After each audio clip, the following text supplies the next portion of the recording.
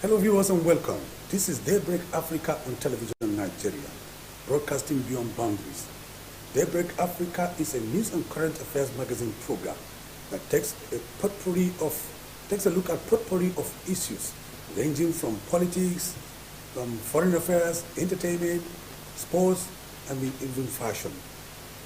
Today, our conversation is the good governance question. What constitutes good governance at all levels of political activities? My name is Macaulay Onahashi. You're welcome. Our guest today is no other person than a legal practitioner, Ataguba Aboje. Ataguba Aboje, you're welcome. Thank you, Mr. Macaulay. Welcome to Daybreak Africa. Thank you, sir. Aboje, you are a legal practitioner practicing in two countries. I was made to understand, Nigeria and the United Kingdom. Let me first of all ask you, I love your names, their native names, Ataguba Aboje. What do they mean? What's the meaning of Ataguba? Well, to understand what my first name means, you have to break it down into like two-syllable words, right? Ata, it's very popular, and Yeah, it's a word for father. Yes. Then the other part, Guba, it refers to my lineage, which it refers to my lineage that it's a warrior, warrior clan. So to go up close, what part of Nigeria do you come from? I'm from Nigerian. First of all, you are Nigerian. Yes, full-blooded. Okay. I'm from Kogi State. I'm Igala. Okay. Another interesting feature about your name is that you don't have an English name, and I've always argued that for Nigerians who use English names of foreigners, we are victims of cultural imperialism. Do you agree with that? Well, I do agree with you. I do have an English name, but I prefer to, diminish its visibility because I feel that if we have to go through the rigors of learning other people's names in their own languages, like those in China, the spelling of their name is, it's tongue twisting. Or you look at that of Russia, or even that of Ukraine now, which is on the front corner. Yes. You realize that our names are even better, easily pronounced than their own names, and there's nothing to be shy about it. We are Africans, we are Nigerians, and we should be proud of our heritage, and we should project it by bearing our own cultural names. Yes, it is easier to pronounce Ataguba than Zelensky. I totally agree with you on that. Yes. Now, that was on a lighter note. Coming back to the conversation, the good governance question. From your own perspective, you have lived in the UK and you are practicing there, and you are also practicing in Nigeria. From your own perspective, what constitutes good governance, generally speaking? Yes, I think to understand the issue of good governance, we need to first of all understand the very foundation or forming phase of society itself. Okay. A historical perspective of how society came. So you're not putting it in context. Yes, to put it in context. Society from general history and all that, it's a coming together of people, right, for purposes of serving themselves, and purposes of being able to use the resources or the skill of other persons to have a community together, to be able to do things together. And in that wise, the society, people decided that it's best to choose a few persons, because everybody cannot do the job at the same time. You choose a few persons who are able to lead and who have the requisite skill to take some certain functions for the purposes of serving the collective union that they have. And that's where government came to be. So the very foundation of having a government is to serve the people. Okay. And that is even reflected in our own constitution. If you look at our constitution, that is chapter 2 of the constitution, section 14. It says the primary purpose of government is the security and welfare of the people. And it goes further to say that sovereignty belongs to the people, and all the organs of government, are subject to the sovereignty of the people. Okay. So what that simply means, if you're talking about a good governance question, you're talking about how well have the institutions of government been able to serve the people, okay, right? And that in itself it should be the focal point of good governance. Good governance must deal, first of all, with the appropriate leadership and with the appropriate institutions that serve the people and respond to the need and yearnings of the people. And if you put that in context with regards to that of Nigeria, right, you look at that the issues that we are dealing with right now is because there's a dearth of good leadership and a dearth of strong institutions. Right. So we must first of all focus on those issues if we're going to have good governance. Okay. And the indicators for good governance, if you look at it all around the world, particularly with democratic nations all around the world, one is accountability, right? And being able to respond to the needs of people. You must have transparency, right? And you must have what we call security for lives and property, respect. And you must have respect for the rule of law. Without all this, you will not have a society where people can function very well. Rather, you see where those who are less able are relegated to the background. And the minority will not be able to say anything because the majority, as it were, who have the power will be the ones who will be lording over every other person. So, okay. Now, talking about good governance, Nigeria is a microscopic partner of the African community. I have discovered that good governance question in Africa has suffered a lot of challenges. Particularly, we have seen democracies coming to abrupt end through military interventions. And some of those military interventions were even welcomed and applauded by their citizens. You know, against the background of the reasons for military takeover. How would you juxtapose good governance with military interventions? Because some of those military interventions have provided dividends of good governance. Now, one of the key indicators of good governance is the participation of the people in their own government. And that's why you have a circle of elections to enable the people to participate in governance. And governance, quite frankly, is just a vehicle for decision making, right? And allowing the people to elect their leaders is simply allowing the people to be able to, make decisions through their leaders who represent them.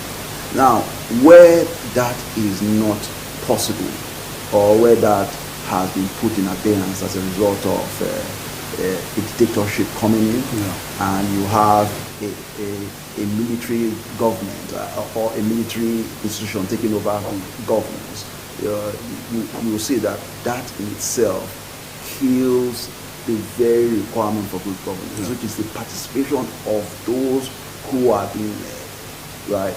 And if you look at that, what has been happening so far in the nations, in Africa, in some of the African nations where the military took over, even though they have a similitude of democracy, people did not participate in the government. But we have, I'll give you an example of Cameroon, because I must mention the country, Cameroon. You've had Paul Biya there for over 40-something years. And there's hardly a Cameroonian who knows any other president than Paul Biya, right? Now, can we truly say that the people of Cameroon are participating in their government? But the Cameroon's example is a diarchy. Well, but it's not a democracy. But it's a diarchy because citizens are participating. They are the ministers, they are the governors. But that's why I said they have a similitude of democracy, right? But the key issue when it comes to democracy is the participation of people in their government. Are they free to elect those who they have chosen as their leaders, or rather they are imposed? Leaders are imposing them.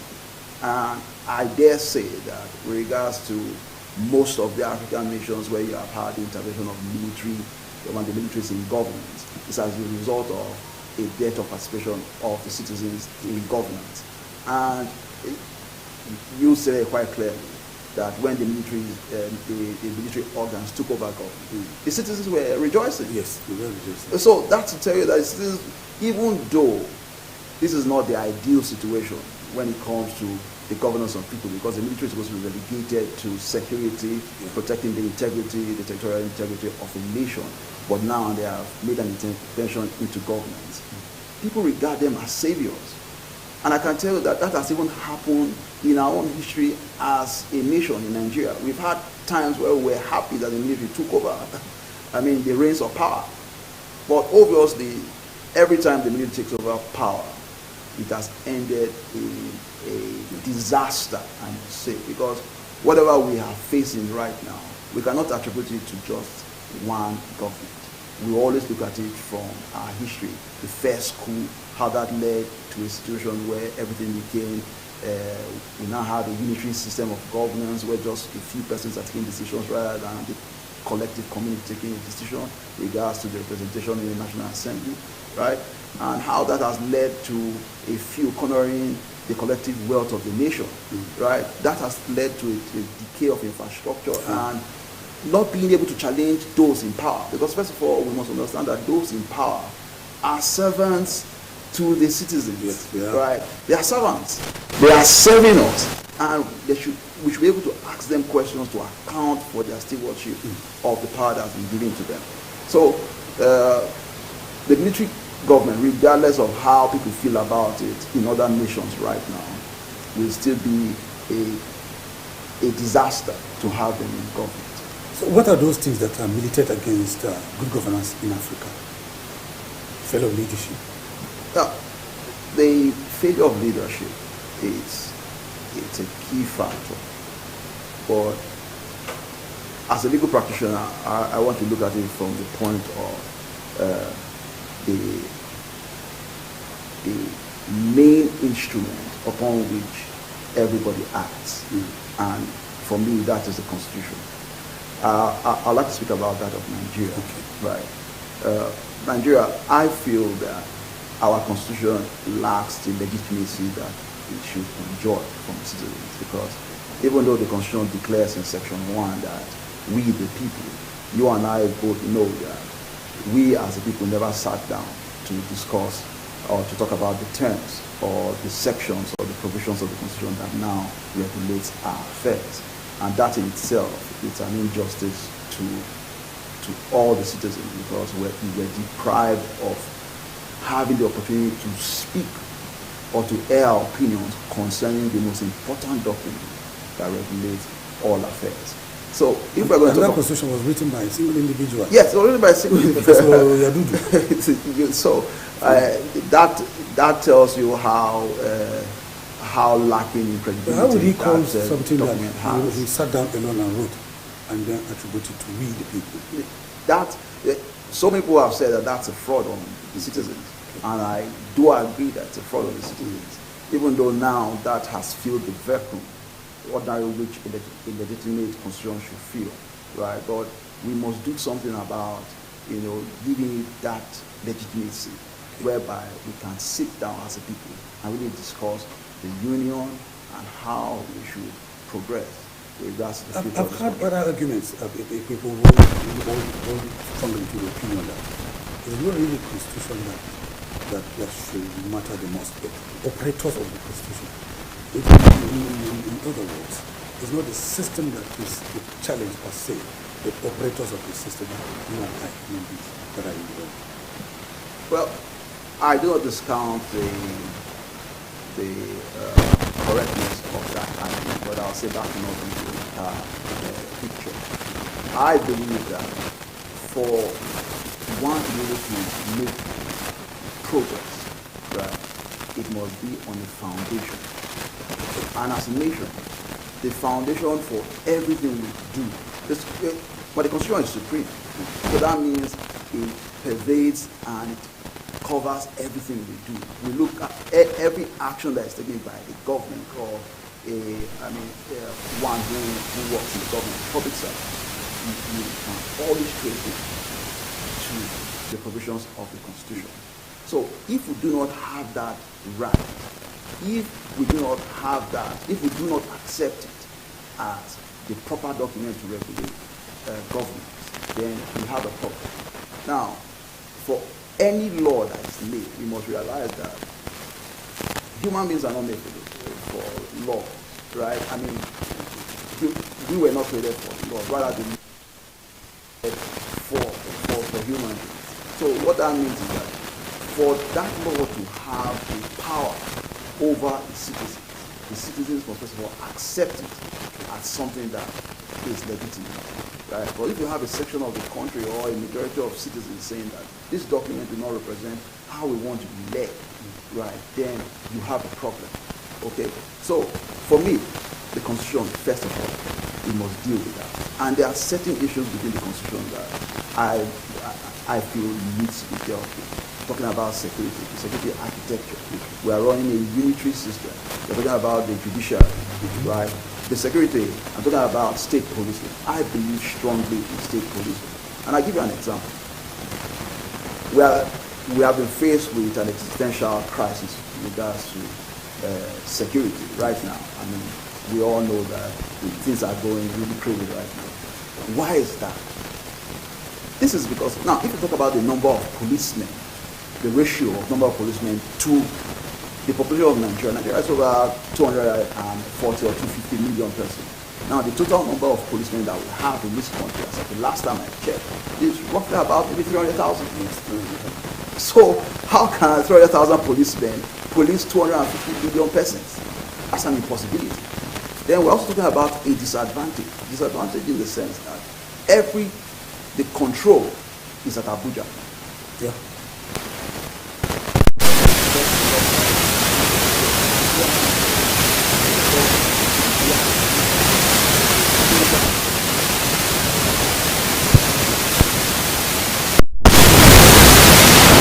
Very good example of what happened in Lagos when the Lagos state government attempted to Okay, you have to refer to the IG. The IG sent me here. You cannot give me instructions. We saw that. Yes. Right? So we need to have a system, a policing system that responds to the issues that arise within a particular territory.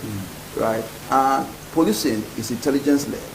I do not see how a man from my place, let's say an Igala man now, will go all the way to Kano and try to get information from a Hausa man.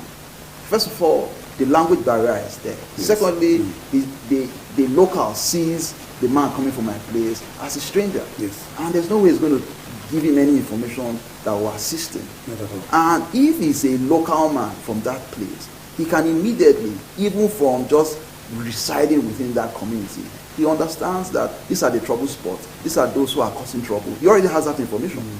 Okay? So there's a whole lot of advantage if we're able to change our system in that regard. And again, I raised the issue of the judiciary. You have the judiciary, you have the state high courts, you have the Court of Appeal, you have the Supreme Court. Now, imagine that every issue that arises within the state high court goes to the Court of Appeal and goes to the Supreme Court. Now, from experience, I'm telling you, as we speak right now, the Supreme Court is giving dates in 2024 because of the backlog of cases. Okay. There are cases that are there right now who have been there for 7 years, 10 years, some 20 years. And it has not been decided. That is not good for the system. So we must decentralize, as it were, the judicial system in such a way that states can have an appellate system that can deal with issues. And not all matters should go to the Supreme Court. There must be only matters that deal with matters that are of significant nature that affects the entire country. Okay. Now, what's the constitutional role in terms of failure of,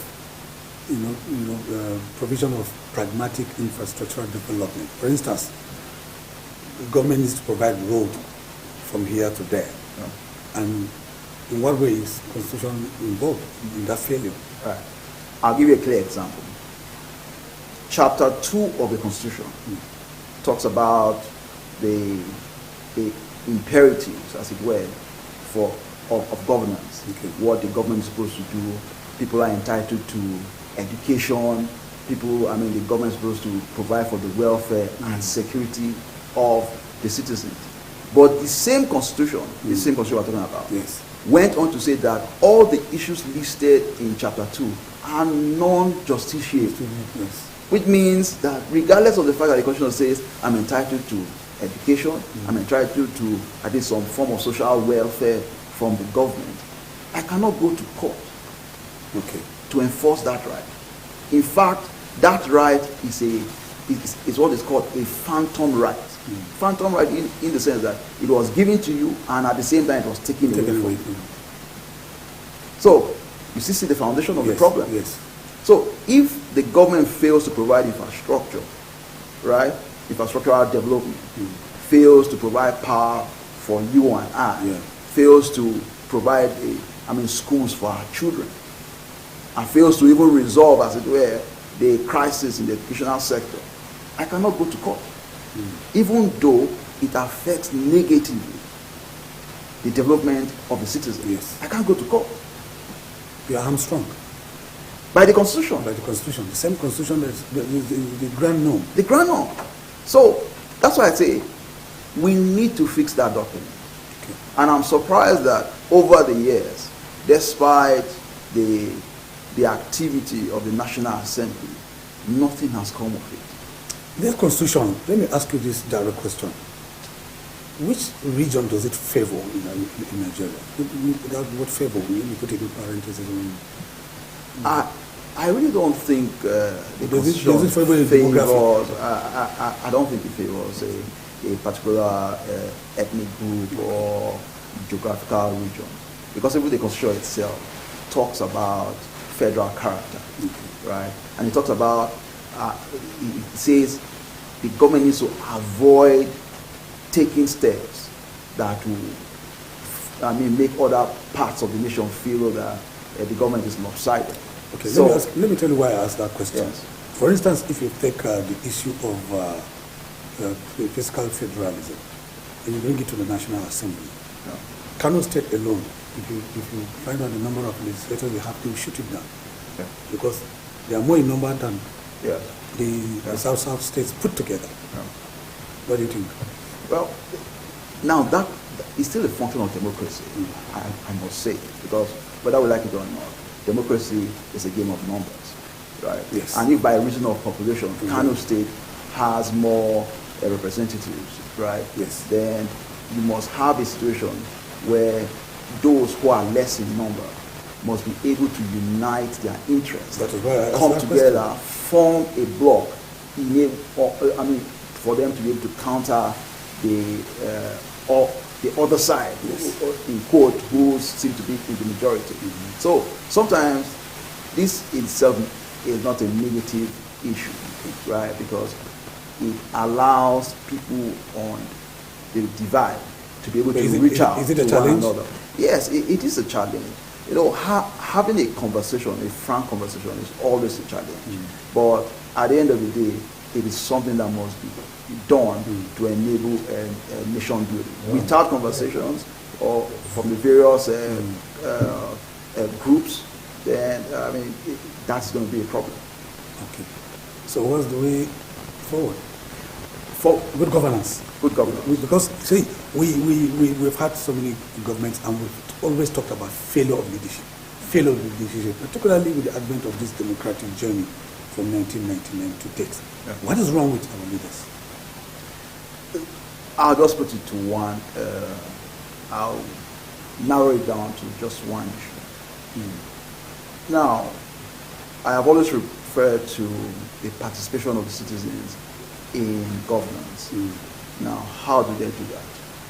First of all, the citizens must be able to identify the persons who are qualified, who are able to fill the position, and be able to sponsor them.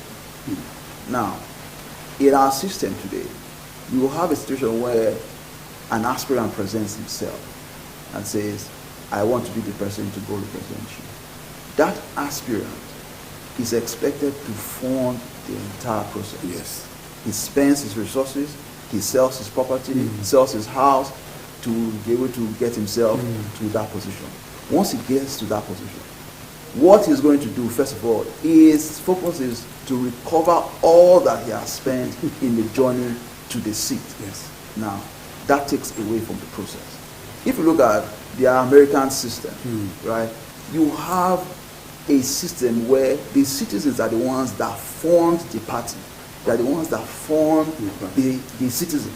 I mean, the candidate. The candidates. They are the ones. Yes. You see people sending in $1, $2, funding the process. And because of that, they are able to ask the candidate at the end of the day, if he emerges, they are able to ask him questions.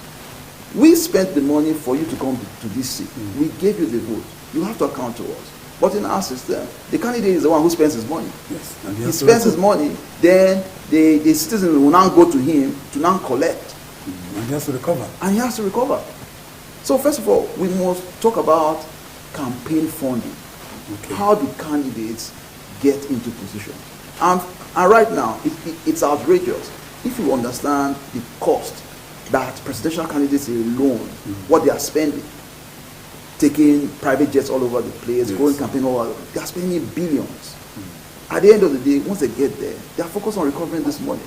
And that is a disservice to us. So we must deal with that issue of how, the cost. You saw just buying a form, the last primary election was costing 100 million. Yes. It's ridiculous. Those kind of persons cannot be accountable to the people. Okay. Because first of all, they have spent so much money, and you do not expect them to spend that money and not recover that money that they have spent. If you are to appraise our democratic journey in the last 22 years or thereabout, how would you score our journey so far in terms of good governance question? Unfortunately, Generally speaking, I do not have a good view of our democratic journey, but all is not lost. I think we are making progress. Okay. I think we are developing the space. People are getting more aware. I'm rather impressed right now with regards to how people are fact-checking candidates. Presidential candidates come up and say something, people check them up and say, no, this thing you said is wrong. And people are now more aware. People are going to register, for their voters card. Everybody's talking about how they need to go out there and cast their votes. So Nigerians are becoming more aware. And whether we like it or not, regardless of, what we have seen in the system, the ills and all that within the system, I think this is we are making progress one way or the other. Well, viewers, we're going to take a short break on this note. And when we come back, Ataguba Aboje, lawyer practicing in Nigeria and in the United Kingdom, is going to take us through good governance question. More to explore. But that will be after the break. Please stay with us.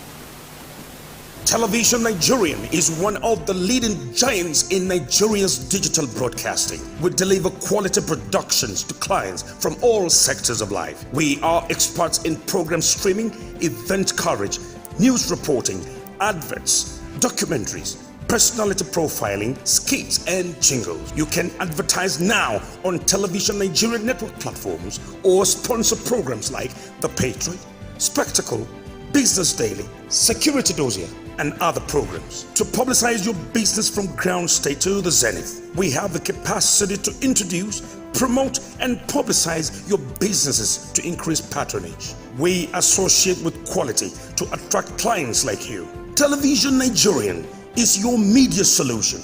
Television Nigerian is one of the leading giants in Nigeria's digital broadcasting. We deliver quality productions to clients from all sectors of life. We are experts in program streaming, event coverage, news reporting, Welcome back. If you are just joining us, this is Daybreak Africa on Television Nigeria, broadcasting beyond boundaries. And our conversation today is the good governance question. What constitutes good governance at all levels of our political dispensation? And with us in the studio to digest this conversation and make sense out of it is Barrister Ataguba Aboje, legal practitioner practicing in Nigeria and the United Kingdom. Thank you, Barrister, for remaining with us in the studios. Thank you, Mr. McCall. Now, we've been talking about the good governance question. Now, there are trending stories across the broad spectrum of media platforms in Nigeria. And what I mean by that is the stories are trending on social media, traditional media, and everywhere you go, these are, the talking heads for people gathering. When you see cluster of Nigerians talking, they're talking about the trending stories in Nigeria. And one of them I want us to take up is this story that says NFIU flags 150 trillion naira transaction. AFCC tracks candidates spending. Candidates are spending humongous amount of money. You said it earlier, before we went on that short break.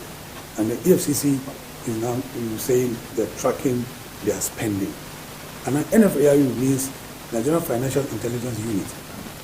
They have flagged off 150 trillion naira transactions online. What do you make of that?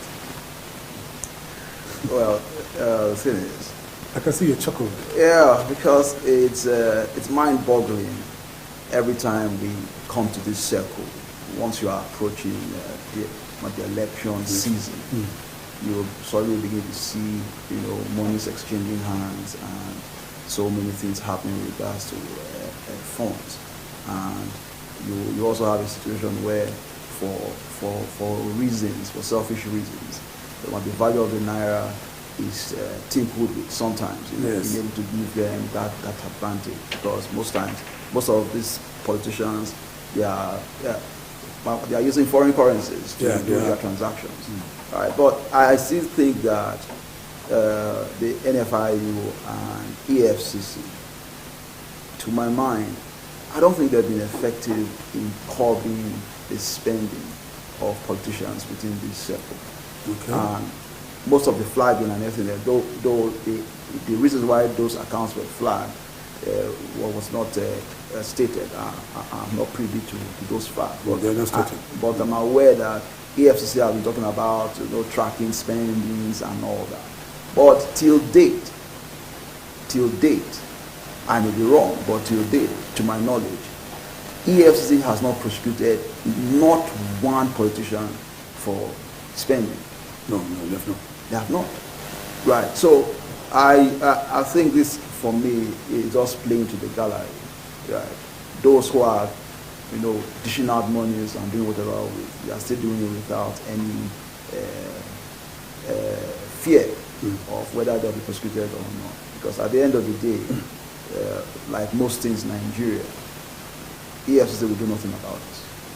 Well, but that's very sad because you are sounding so pessimistic about it, because I am. the peculiarity of I am pessimistic about it because both sides, unfortunately, the EFCC sometimes have been used as an attack dog by those in power. For persons who have looked at our history, you will see that even when EFCC was talking about tracking of spending, they majorly focused on the Labour Party. When people in the diaspora started talking about trying to send in money to assist the campaigns and all that, that's when they first woke up and announced that they're going to be tracking spendings and all that. Okay. But up to now, EFCC has not been able to, point at one person who has flouted the election spending laws. Okay, with that pessimism, you stand to be vindicated or even proved otherwise. But let's move on to another story that has been making rounds. And this one, everybody's aware of it, the G5. The G5, it's a group led by the governor of Rivers State, UK. That has created a splinter because of the fallout of the emergence of their presidential candidate, Alhaji Atiku of Adamawa State. Now they are saying, stalemate, agreed PDP governors weigh fresh options. And we saw them yesterday in the southwest, doing consultations. What have you been following? Well, the G5, I think, is representative of the inequality in our system. Why do I say that? If you recall, the PDP initially had talked about they were working on an unwritten zoning law. Yeah. I mean, zoning understanding. If the presidency is zoned to the north, other parts of the executive and all that will go around to give everybody a sense of inclusion in the system. But somehow that was jettisoned, and Atiku emerged as the presidential candidate. Then we also learned at the end of the day that Governor Wike was promised, as it were, the vice presidential candidature of the party, and that again did not happen. And that has led to some serious frayed nerves and led to the splinter that have now named themselves G5. But overall, I must be frank with you that the Wike's position, to my mind, even though he seemed to try to cover it as being altruistic, trying to, talking about equity and all that, for me, it all on a selfish basis. Selfish basis in the sense that he wanted the position. He was not given the position. Now he's now playing the spoiler in the system, even though he's talking about other issues. Though those issues are relevant. They are relevant because he's talking about equity. I can't fault him in regards to the issue of equity, right? But and respect for agreement. Yes, respect for agreement. I can't fault him on those issues, but I still think it's still premised on his own personal desire to, or his own lack of being able to get the position of the party. And PDP as a party, to my mind, they are not a serious contender for the position of the presidency. Okay. Because I do not see how five governors who command some reasonable size of voters, faithful or loyal voters, will move away from the party. They're not working for the party. They are working against the party. They are working against the party. Yes. So I do not think the PDP are seriously contending for the presidency. And if the presidential candidate and the chairman are unable to resolve, as I'll call it, a small quarrel, in-house quarrel, how can they rule the rest of Nigeria? So the presidential candidate seems to be, stuck between the people who see and the devil. If you were in his position, what would you have done?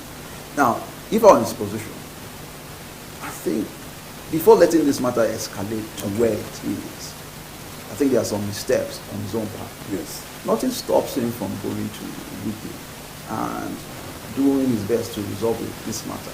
But I think the interview he gave on Arise TV one time, a few months back, that even added fuel, to the fire. Yeah. And every other entreaty from Atiku has not been taken very seriously. Yes, and I think the emergence of the party chairman also led to the cry of inequality or lack of equity in the distribution of the positions in the party. Yeah, the All Progressive Presidential Council had their rally in Delta State, where Adams Oshomole, we all know him, reeled out certain allegations against Okowa, of having collected 120-something billion naira. And then the thing is trending also in the media, all across the broad spectrum of the media. Do you think that kind of campaign is healthy? Because they have signed a peace agreement, all of them have signed peace agreement, and they promised that they will eschew bitterness and name calling and campaign of calumny and mudslinging. That is what is going on. Well, unfortunately, that's what's going on. Despite them signing that peace pact and all that, the issues have not been, the campaign has not been issue-based. Rather, it has been on name calling, name mudslinging and all that.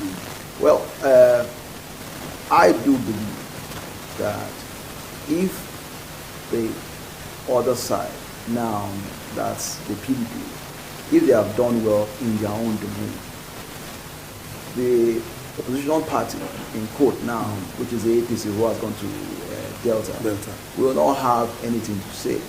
Right? So these are allegations. As far as I'm concerned, Yes. they are Okay. allegations. Now Allegations. they are not being proved. If APC do have the necessary facts and all that to push this further, I think they'll bring it out in the public space for everyone to judge. Now, it is no longer news that Nigeria was inundated. Over 30 states were inundated with ravaging flooding. Now the flooding are receding, leaving in its wake ecological challenges, biodiversity that is destroyed and things like that. And the war in Ukraine has really affected so many countries, including Nigeria. And our oil is our mainstay of our own economy. Now we're not selling it to generate revenue. Added to this, IMF is saying, and it's in the news, that Nigeria, risk hunger in 2023. What do you make of that? Well, the projection of IMF is credible if you look at the indices, the economic indices, and all that is happening in the international sphere. You have that of Ukraine, Yes. which is affecting the supply of grains to Nigeria, and that again has put a whole lot of pressure on the economy. But again, for me, I think that if we had put our house in order, this is the best time for Nigeria to have made, as it were, a profit from the entire situation. Right now, when the war has disrupted the energy supply all across the world, particularly regards to gas. Russia is responsible for supplying close to about 60 or 70% of the gas needed in Europe. Right now, as a result of the war, Russia being seen as the aggressor in Ukraine, most of the European countries have, done a cut down of their relationship with Russia. Now, if we had developed our own infrastructure for the huge deposit of liquefied gas that we have, this is the time that we will be, singing and dancing, right? But because our infrastructure for gas and all that, we have not developed it. We are unable to feel that opening which the Russia-Ukraine war has created. So again, this boils down to us not taking things seriously. And not having a forward-looking plan. Yeah. Now, if you look at just last night, I was looking at a documentary on Qatar. Qatar around 1975 or 76 and all that was a desert wasteland. Yes. Completely desert wasteland. They didn't pray and fast. They didn't pray and fast to get there. They sat down, they thought about it. It's not about prayer and fasting. It's not about prayer and fasting. They sat down, they thought about it and said, how do we get ourselves past where we are? And they took steps. They took steps. Look at Dubai that everybody is running to right now. Dubai in 1970 something was a wasteland. Yes. Right? And it's the same oil resources that we have, that they have, that they have exploited, and now they are one of the best destinations around the world.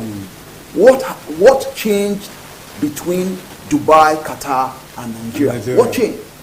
Leadership. Visionary leadership. Visionary leadership. Yes. That's what changed. It's about vision. So we are here today.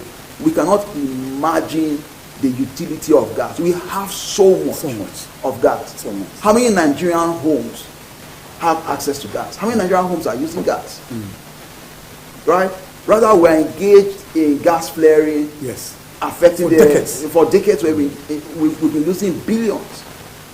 Gas flaring, affecting the environment and causing greenhouse gas. Yes. So I think visionary leadership and telling ourselves the truth that look, we cannot continue on the path that we are in right now without doing something different. Okay, now government have struck again. In Kwara State, they have abducted a cleric with his son, and they are demanding for 100 million naira. 100 million naira. It sounds something that sounds ridiculous to me, if I must say the least. And every day that is the story. If there's no abduction in Kwara State, there'll be abduction in Kebbi, Kaduna, Niger. It has become a daily occurrence. How do you feel about this? Do you think we're seriously fighting insurgency? Living in Nigeria is, with regards to security, has become a horror story. Most people are living in the prison. Living in the prison because most people can no longer even travel on the roads. In Abuja, we are here in Abuja now. I know persons who have not traveled out of Abuja for years now because they are afraid. Anywhere they cannot fly to, they are not going to travel. So we are living in the prison. And why is that? It's because this present government, with due respect to them, have failed in their obligation as a credible government. The Constitution says the primary function or duty of a government is the security and welfare of the people. So where the government has failed in the security, because in that provision, security was mentioned first before welfare. So the first function of a government is the security, lives and property of its citizens. And where a government has failed in that, it loses legitimacy. It loses legitimacy. And that government should not even spend one more day in power. They should be ashamed and resign. But we don't have culture of resignation here. Unfortunately, but we have a sit tight and die on the seat kind of leadership. Unfortunately. But ordinarily, that what ought to be. Because if you have failed in your primary responsibility, then there is no longer use for you. Yeah. You cannot continue to employ a staff who is not delivering while he or she was employed. And for the Nigerian state, we employ the APC government. And they have failed they have failed. So we have another window, another opportunity to do what is necessary. And I encourage all citizens to go get your PVC, and on the day for voting, come out, make a choice. Make a choice between efficiency and inefficiency, between security and insecurity, between prosperity and poverty. This is what we are facing right now. It's a decision for our lives. So many people have left the shores of this country. I mean, yesterday I was reading the statement of the British ambassador. And she was saying that this year they have had the highest number of visa applications than any other year. Why is that? People are running away from the country because they are afraid. Everything has failed.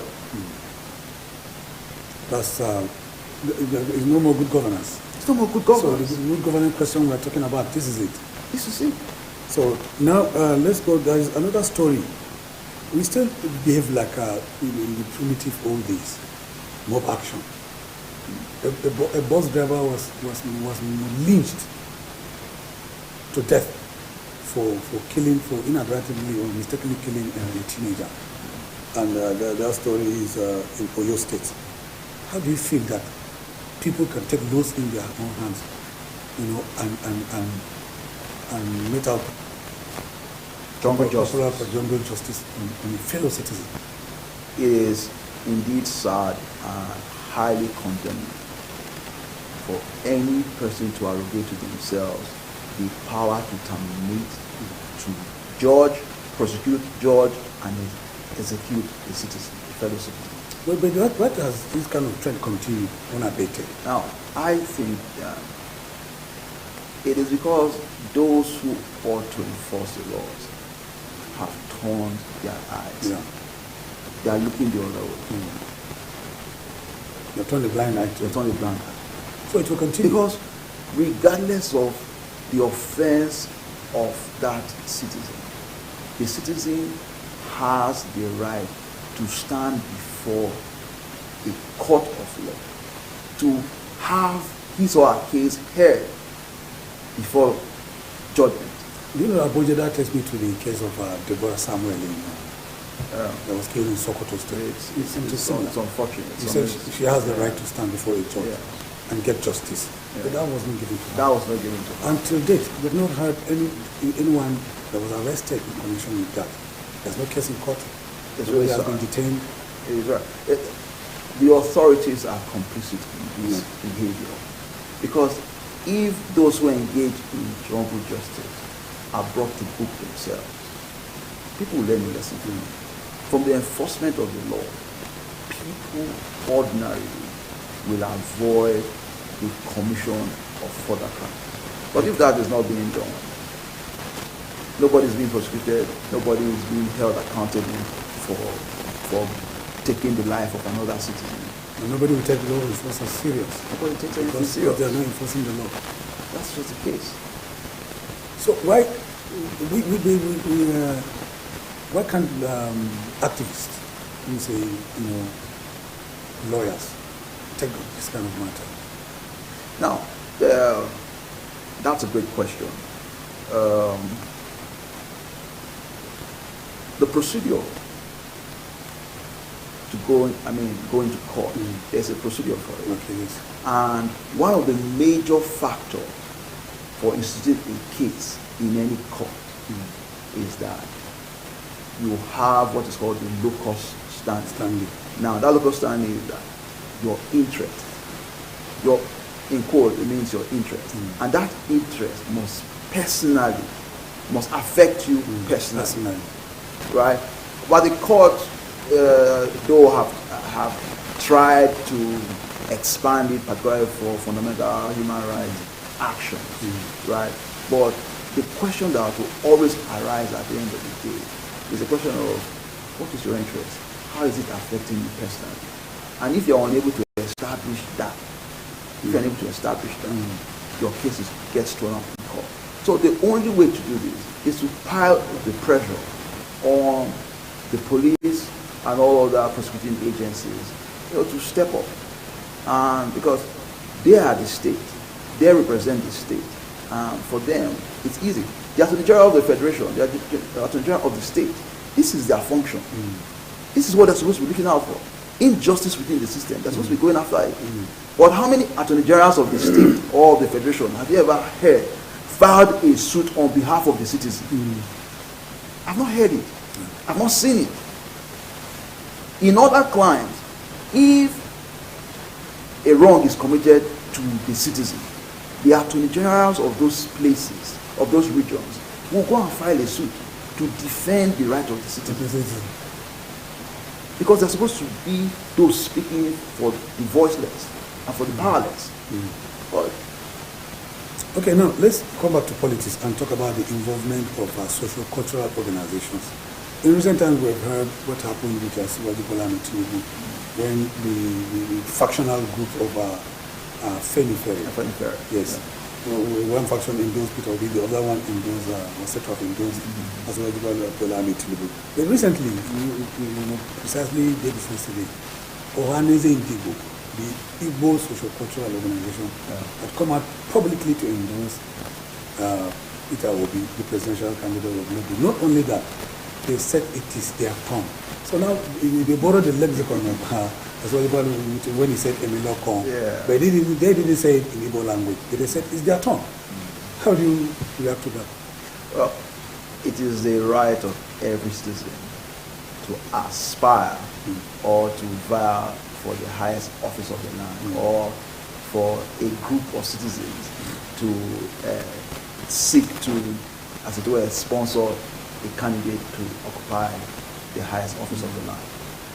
But the fact that we're having ethnic associations endorsing or not endorsing a candidate in itself, to me, it's a play with regards to the freedom of association, one, and the right to vote for whoever a person wants to vote.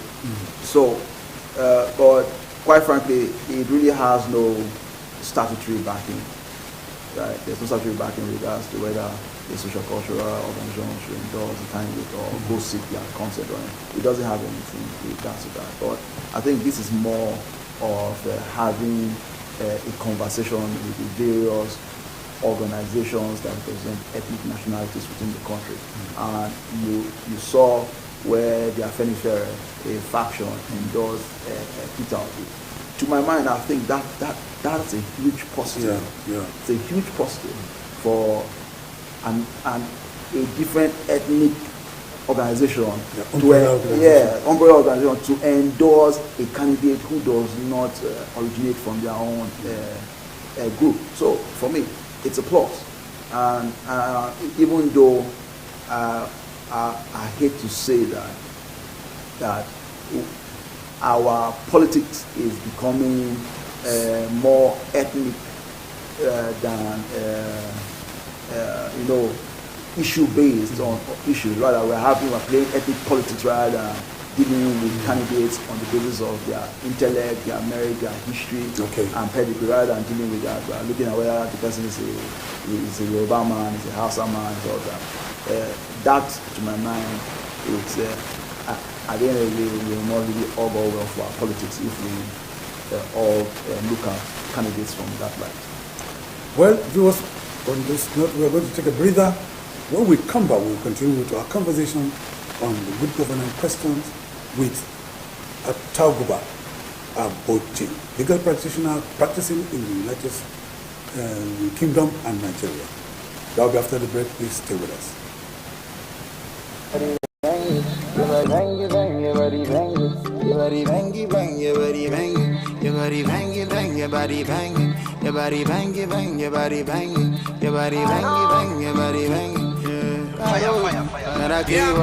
When you take a selfie, when you take a pose, you the ginger the boy.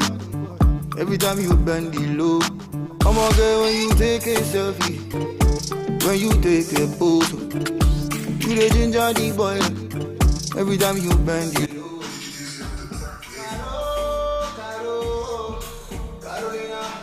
Want to shoot a dope music video at 50% discount? 50% discount? Yeah, 50% discount. Bougie Down to Television Nigerian with world-class equipment and a badass expert crew. Oga, face your camera now. Shh. Continue. Where was I? Everything extra. Carolina, you bada.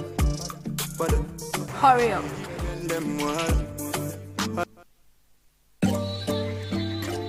Your body bang, your body bang, your body bang, your body bang, your body bang, your body bang, your body bang, your body bang, your body bang, your body bang, your body bang, your body bang, your body bang.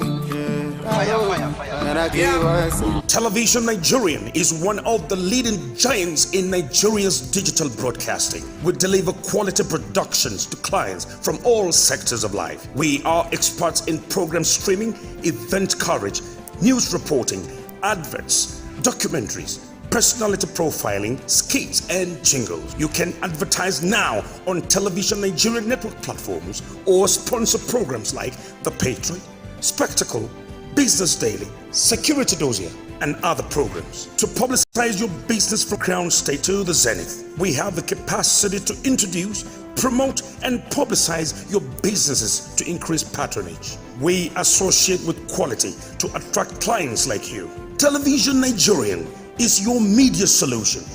Television Nigerian is one of the leading giants in Nigeria's digital broadcasting. We deliver quality productions to clients from all sectors of life. We are experts in program streaming, event coverage, news reporting, adverts, documentaries, personality profiling, skits, and jingles. You can advertise now on Television Nigerian network platforms or sponsor programs like The Patriot, Spectacle, Business Daily, Security Dossier, and other programs. To publicize your business from Crown State to the Zenith, we have the capacity to introduce, promote, and publicize your businesses to increase patronage. Welcome back. This is Daybreak Africa on Television Nigeria. My name is Macaulay Honokashi, and this is the Good Governance Question with Atauguba Abochi, legal practitioner practicing both in Nigeria and the United Kingdom. Doing justice to this conversation, the Good Governance Question.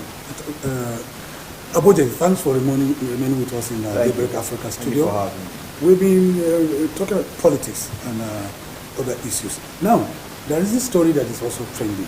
The G5, led by the governor of River State, Nyesom Ezemowoke, says they are still open to reconciliation. With few months to, just about 2.5 months to the 2022 general elections, where, God willing, we're going to have a brand new president. They're still saying they are open to reconciliation. And each day he comes and the project, commission projects, he will take a swap or a jibe at the PDP leadership. How would you react to this? I don't think Governor Wike is being sincere, right? It's still good to hear from him that he's open to a reconciliation, but one wonders his sincerity when you listen to him speak, because the things he says do not engender peaceful reconciliation. And every time he gets the opportunity to talk in public, he has no other thing but to castigate the PDP and to put the PDP down. So within the time frame they have now, just how many months? About 2 months plus, they're about to the general elections. I really don't see how the reconciliation, if at all there's going to be a reconciliation, will have any effect on the damage already that has been caused to the fabric of the party and to the psyche of Nigerians. Because right now Nigerians see the PDP as a crumbling house, and I do not think anybody will want to stake their destinies on a sinking ship like the PDP. So, while Governor Wike has had the loudest mic, I would say, Yes. he has had the loudest mic. Everywhere he has gone to, he has kept this on the front burner. Everybody has been talking about how the PDP is disunited and all that. So, his conversation and his statements have caused serious damage to the credibility of PDP as a credible party to take over from the APC. How can that affect the question of good governance in Nigeria? Well, I was to say that this is still democracy. People are allowed to air their opinions and all that. It's up to the party to be able to, foster a melting pot for all the varying shades of opinion and interest. But if the party is unable to do that, I really do not even think that Wike should still be a member of PDP. I'm surprised that the PDP has not been able to expel him from his party, because everything he has done is anti-party. And ordinarily, going by the constitution of the PDP, Wike's activity qualifies clearly as anti-party activities, and he ought to have been expelled. And So, you know that the power for expulsion lies with the ward secretary and chairman. yes. So in a situation where you have a powerful governor that has pocketed. Well, that again is still a question of how the party structure is being run. If, like Governor Wike has become an errant member, I should believe that the governing ESCO should have some level of leverage to ensure that someone who is causing so much damage to, the credibility of the party, they should find a way to get him out of the party. Yeah. But If they are unable to do that, then the question is, who is running the party? what example the likes of UK setting to Nigerians, particularly younger politicians that want to play the game of politics?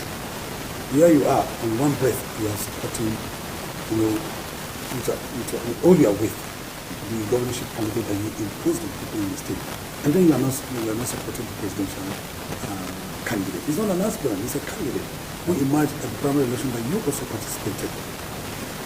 What's the implication to people who want to venture into politics? This kind of, you still refer to it as politics. Yes, our system is played with godfatherism, the power of the impudent, because the person who occupies that seat has enormous power, particularly regards to resources in his possession. One who has resources ordinarily will attract the loyalty of people. So Governor Wike has that advantage, and so many other governors and persons in power have that advantage of impudency, the power of impudency. They have that. The godfatherism, even though everybody has been against it, we all say that this is a danger to democracy.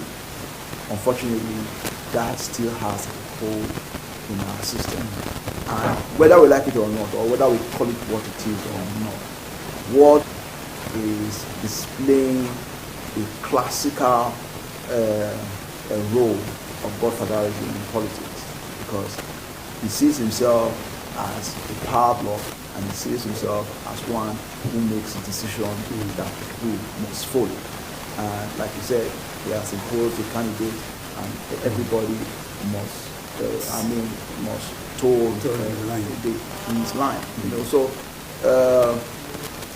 even though we seem to, in quote, most people seem to be happy that Governor Wike is playing the spoiler, because most people feel that, okay, if PDP is taken out of the equation, then the Labour Party candidate has the upswing with regards to, for those who want to join politics, my advice to them is be aware that at the end of the day, your good intention is not good enough. There is something that's also generated, still in River State, that has generated tension within the, if I may put it that way, within the camp of the presidential candidate of the Labour Party. He was in River State to commission for, and the governorship candidate of the Labour Party was completely out of the picture. So it has created some kind of bad blood between the camp of the governorship candidate in River State, who Wike is working against, because he also has his own candidate, and the camp of the people of the Labour Party. How do you react to that? See, Governor Wike's game is not that game. He plays mind game. I understand that. He's a master at mind games.